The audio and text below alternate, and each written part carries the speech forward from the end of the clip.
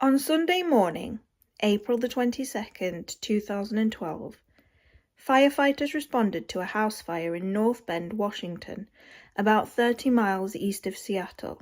When they tried to enter the property, they realized someone had blocked the door with a sofa and chair.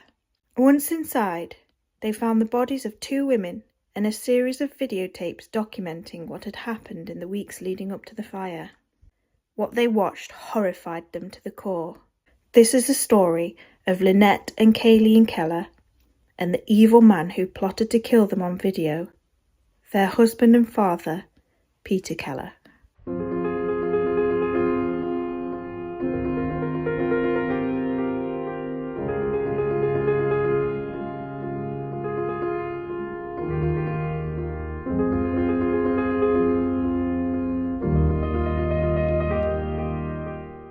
Hello and welcome back to Behind the Crime with me, Kay Bon. Now, if you're anything like me and really interested in the psychology of how a killer's mind works, today's case is going to be as fascinating to you as it was to me to do the research, as we get a real insight into the inner workings of what's going on in somebody who goes on to commit these heinous crimes and maybe where their mental state is before they commit such acts. These video diaries are incredibly useful to try and understand the inner workings of somebody like this's mind. So let's get into today's video. Lynette Louise Rocha Keller was born on May the 28th, 1970 in Pomona, California, to her parents Albert and Lupe. She had a twin brother called Gene and a sister called Kimberly. She spent her childhood in Laguna Hills, California, before moving with her family to Oregon, where she graduated from Aloha High School in 1989. She married Peter in 1991 and spent her adult life in Washington. She was an accomplished artist and craftsperson who loved scrapbooking. Her daughter, Kayleen Nicole Keller, was born on June the 28th, 1993, in Portland, Oregon. They moved to Washington when she was little. She graduated from Mount Si High School in North Bend in 2011. Kayleen was an amazing young woman who cared passionately about nature and the environment. Apparently, she made the most delicious cookies that would tempt anyone, even on a diet. She loved spending time outdoors with her friends and her beloved dog Dino. She attended college studying computer gaming technology. How do you feel, Kayleen? No more high school, yay! Feel different? No? You don't feel different? You got a new life ahead of you. No more freaking school. Well, high school. Yeah. You got till tomorrow to get your stuff out of the house. So. No. She's living with us forever. Sorry, Carson. Peter Keller was a 41-year-old man who was a survivalist enthusiast. He worked as a computer engineer specializing in fixing computers. So his daughter was following in his footsteps somewhat. People who knew him described him as quiet, intelligent, and a seemingly loving father and husband. Can you take a picture of me and sell me on eBay? I'm so sorry. What are you doing? Bill, I could have used your support. I came straight from the airport as soon as I heard. Yeah, I don't like that number. Honey, please. Come on, talk. Lynette had stopped working after an accident at work had left her back injured and she was in constant pain. She felt incredibly guilty that she couldn't work, so she contributed to the family finances, selling scrapbooking kits and making little paper flowers that she sold at her local market. Everyone, my little puppy's looking outside. Okay, I got a lot of stuff to show you guys that I'm going to put in my store. I'm so excited. This is bag 2, and I had so much fun making these too. You guys got a lot of products in here. She received a disability allowance, but she wasn't bringing in anywhere near like what she used to when she worked. Apparently, Peter was quite controlling and tight with the money that he gave his wife. So more often than not, she found herself having to borrow money off relatives. So excited because I can actually afford these deals. My husband, he gave me some money to go in here, so I'm like so excited. Great guy. He you know, he stuck around with me. I'm, you know, some guys are kind of leave when you get that, you know, it's part of your vows. But anyways, I don't want to get on. I know, my husband spoils me. He hates seeing me in pain, so tonight he came home and he gave me another $20 because he knows I'm going to the doctor's tomorrow and he wants me to stop at Michael's and get some more stuff. Every weekend for the past 8 years, Peter had been spending 9 hours a day building a 20-foot deep secret bunker underground, all by hand this was, in the mountains, hiking 2 hours there and 2 hours back. Over 8 years, he'd made 2 floors, a stove to cook on, a pantry, a bedroom with an airbed, a shower, and he'd even hiked there with a massive generator so he could have electricity. And he'd even devised a system so he could get running water from a nearby stream. And his plan was to live in it as and when necessary. But he made sure to add that there was only room for one. Today we got probably about a 55-pound pack. Today we're hauling up a 55-pound pack and some winemaking stuff, and then just the weight of the gun in the pack.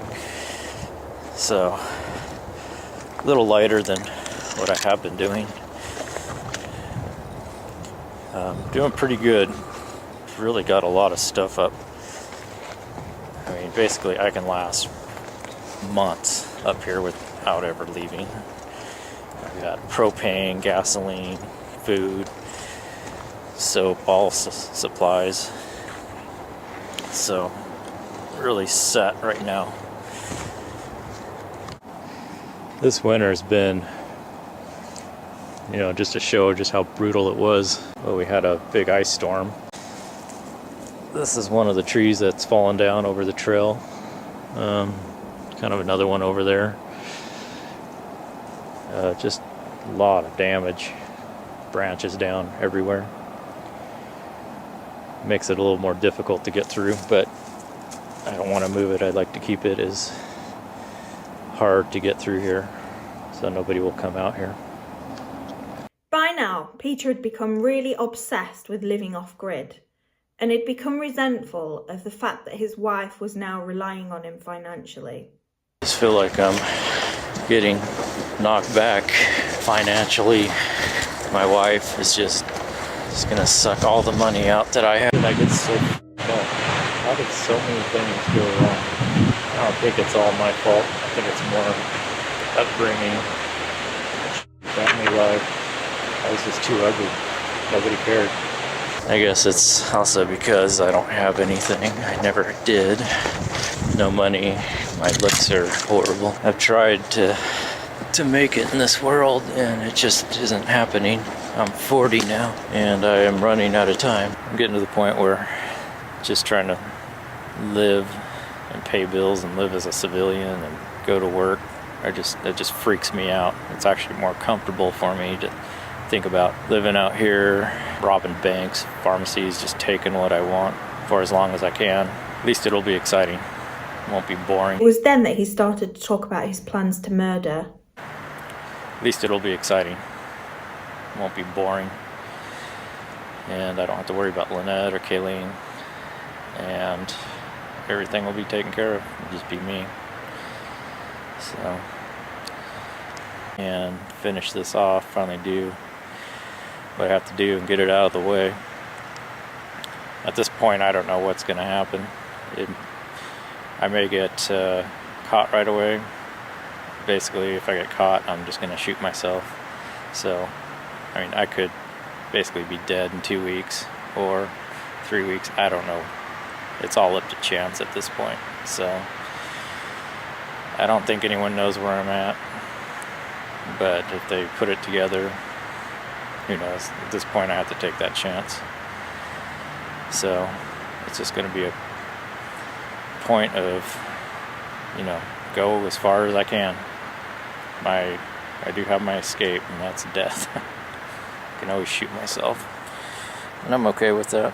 So, well, before, you know, a while ago, I used to sit here and think, you know, this whole thing is just crazy. at times, and then I'd think about it, and then it would make sense, and it's like, okay, this is what I gotta do.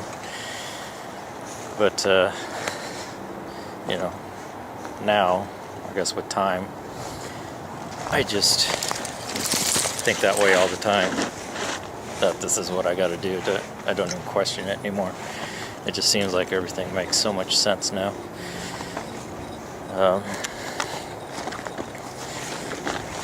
You know, just the more I've thought about it, the more I understand it. I don't really feel bad about it. It's just the way it is. You know, certain things happen that cause this to happen. So, just kind of accepted it and just rolling with it.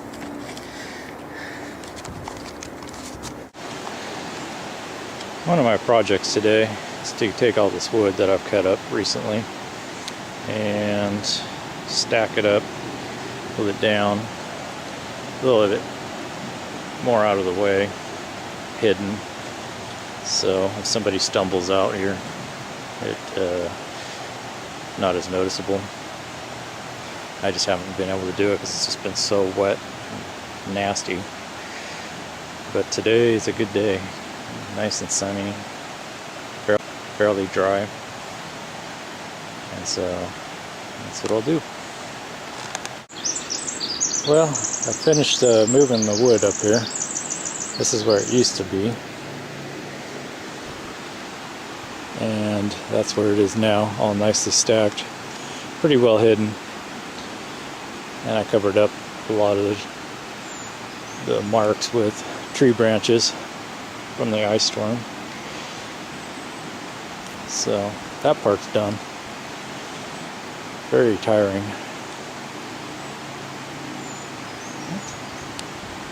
Oh, come on. Well, this is the end of the day. I'm getting wrapped up, getting ready to leave. I don't know if you can see me, but kind of one last look at everything.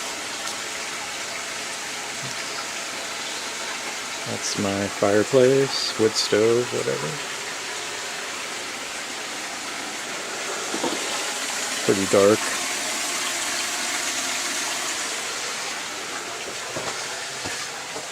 Now we're going upstairs.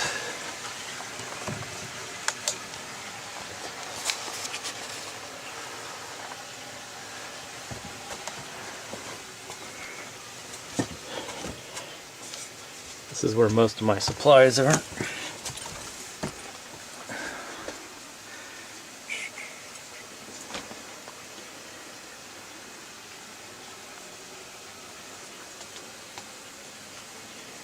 Pretty well stocked up. My window.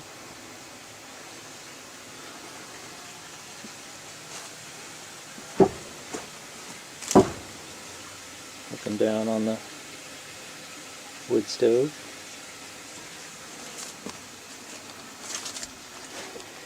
And that pretty much wraps it up for the day.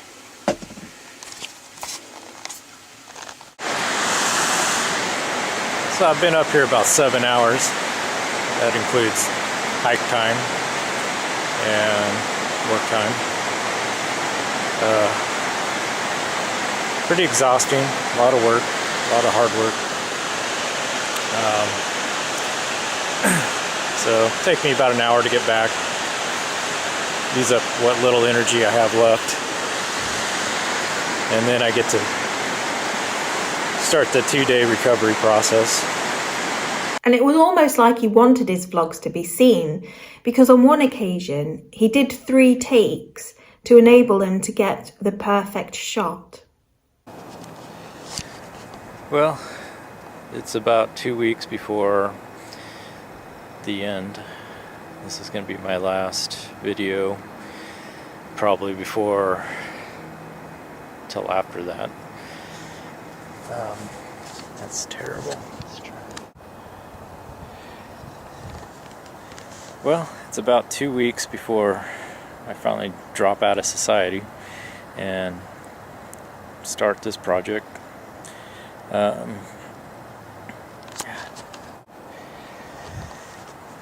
Well, it's about 2 weeks before we finally drop out of society and fully commit to this. This is probably going to be my last video till after that.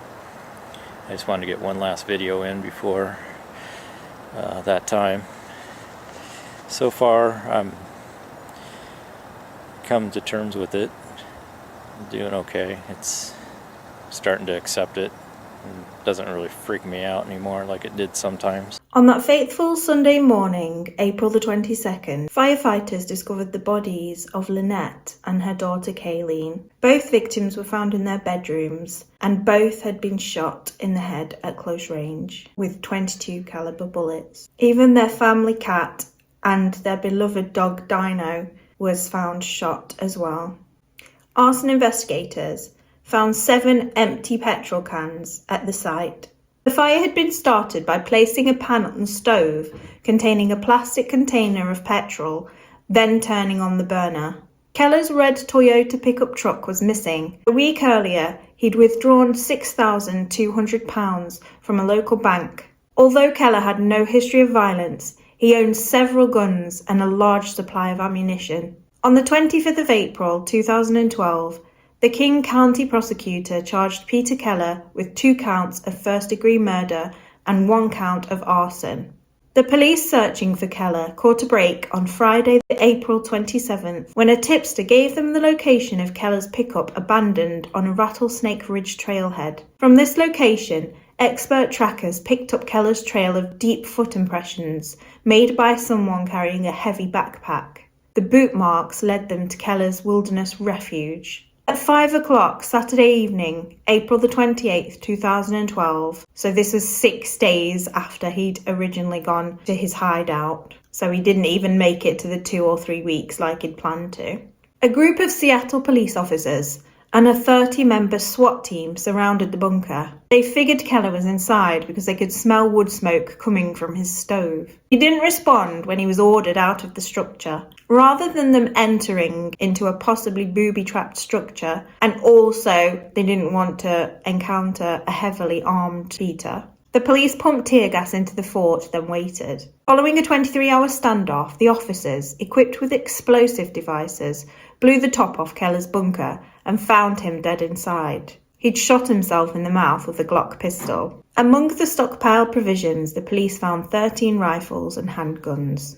One of the team who found Keller's hideout reported hearing a pop on that afternoon after the tear gas had been pumped into the bunker. When Keller had shot himself, he'd been on the top floor of the bunker. He'd then fallen to the lower level. A radio was found under his body, proof that he'd been monitoring media reports. Along with the video, detectives found the .22 caliber Walther handgun used to kill Lynette and Kayleen in a jacket belonging to Peter Keller inside the bunker.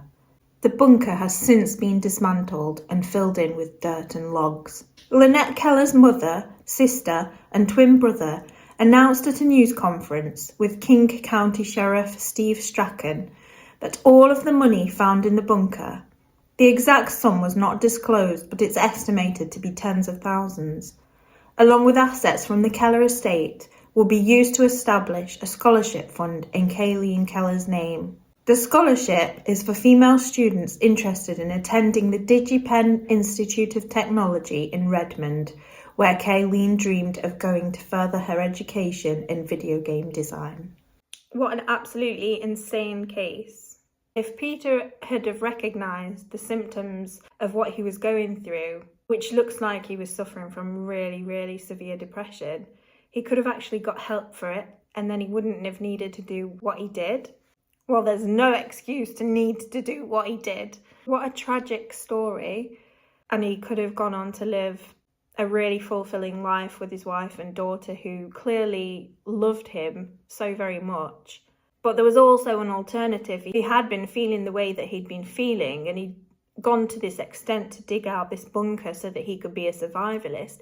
He could have left his wife and daughter. That's another option he could have taken. And he could have just gone and lived off the radar as well. So why on earth he felt like he had no other option than to do what he did. Having the videotapes doesn't even explain that, because there were other routes he could have taken. He didn't have to do what he did, and that's why it's so tragic, because his wife and daughter obviously suspected nothing, and now they've ended up losing their lives because of this one man's disorder. Let me know what you think of today's very tragic and crazy case, and if you'd like to get notified when I upload, which is every Monday, hit the subscribe button and press the little notification bell, and then you'll never miss a new video. Thanks for watching, and I'll see you next time. Bye for now.